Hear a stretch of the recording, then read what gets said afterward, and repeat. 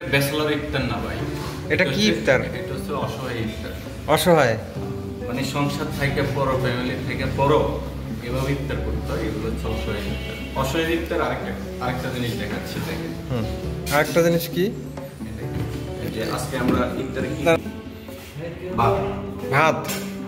এটা অসহায় ইফতারের আরেকটা আইটেম। তারপরে কি আছে? ভাতের সাথে কিছু ডাল আছে, তরকারি। আচ্ছা, ডাল, মসুর ডাল, ডিম ভুনা।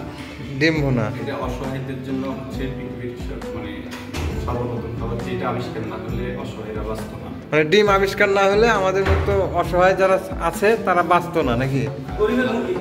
আচ্ছা, গরিবের মুরগি। এটা কি? লাল শাক। কিন্তু ভাই মাঝে মধ্যে তো দেখা যায় ডিমের দাম অনেক বেশি হয়ে যায়, তো তখন অসহায়দের জন্য তো এটা সাশ্রয়ী হয় না। সেক্ষেত্রে আমরা অল্টারনেটিভ যেটা সস্তা সেটা। আচ্ছা, সস্তা না, এটাতে একটু দামে কম। আচ্ছা, টাকার পরিমাণে কম, এটা সস্তা বলা যাবে না। তাহলে টাকার পরিমাণে এর থেকে আর কি কম আছে? কোন আইটেমটা আছে যেটা এর থেকে কম? এতেই কম ভাই, আর কিছু নাই। আর কিছু নাই? যেটা আছে সেটা শাক আছে, শাক নিয়ে নিলাম। আচ্ছা, 10 টাকা, 12 টাকা, 15 টাকা আসি। আর ডিম এখন 10 টাকা করে বিক্রি করে পার পিস। আর যদি এমনি আপনি ডজন কিনেন তাহলে একটু আরো কম। আচ্ছা, 9.5 টাকা করে পাওয়া যায়। তার মানে এটাই সাশ্রয়ী আমাদের জন্য, আর শর্টকাট, মানে খুব সহজেই এটা তৈরি করা যায়, রেডি করা যায় না? আপনি বুঝেন যে আমরা কোন মাত্রায় অসহায় হলে, কত অসহায় হলে যে আমরা বাদ দিয়ে ডিম দিয়ে ইফতার করি নাকি? চিড়া দিয়ে চিড়া দিয়ে ইফতার হয়। আপনার কত বড় অসহায় হলে যে আপনি ইফতারি নিয়ে ভিডিও করে ইনকাম করেন। এটা কি লাস্ট ফিনিশিং ছিল নাকি?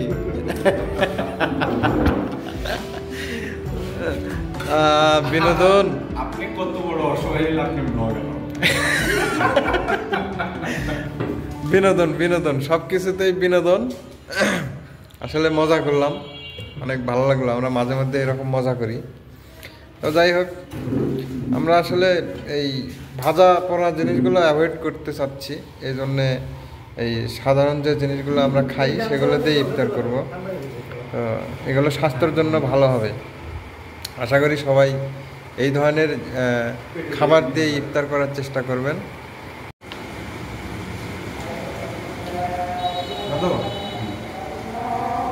আমার কাছে যেটা মনে হয় যে আমরা বাঙালিরা যে সমস্ত জিনিস দিয়ে ইফতার করি, ট্রেডিশনাল যে ইফতারগুলো,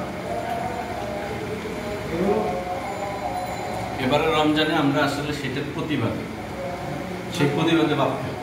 ঠিক আছে, কিন্তু এই যে ট্রেডিশনাল যে ইফতার, এটা শুধুমাত্র বাংলাদেশ, ইন্ডিয়া, পাকিস্তান, এই সমস্ত কান্ট্রিগুলোতেই মনে হয় এটা হয়। উপমহাদেশে কারণ আমরা মনে হয় স্বাস্থ্য নিয়ে এত চিন্তা ভাবনা করি। আমরা হচ্ছে এক ধরনের ভোজন রসিক। রসিক না, হ্যাঁ, মানুষ যেটা ভালো লাগবে, খারাপ হোক সেটাই খাই। খারাপ হোক মানে যেটা হচ্ছে ইফেক্ট আছে এটা চিন্তা করি না। যা হয় হোক, ভালো তো লাগতেছে, খাইনি, তাই না? যদি আলু চপ, পেঁয়াজ শরীরের জন্য ভালো হয় তাহলে দেশের মানুষ খাইতো না। আচ্ছা, কি খাইতো তাহলে? ফ্রুট শরীরের জন্য ভালো, মানুষ খায় না। কিন্তু ফ্রুটের তো দাম বেশি, অনেক দাম। না, ওই যেমন আপনি অল্প খান, পরিমাণে অল্প খাওয়া। আপনি 1 কেজি খাওয়ার দরকার কি, আপনি একটা খান। ঠিক আছে। আমাদের দেশের মানুষের ইফতারের সময় ভাজা পোড়া দিয়ে ইফতার করাটা একটা ট্রেডিশন হয়ে গেছে, যেটা দিয়ে ইফতার করতে খুব ভালোবাসে এবং অনেকেই এটা অনেক পছন্দ করে।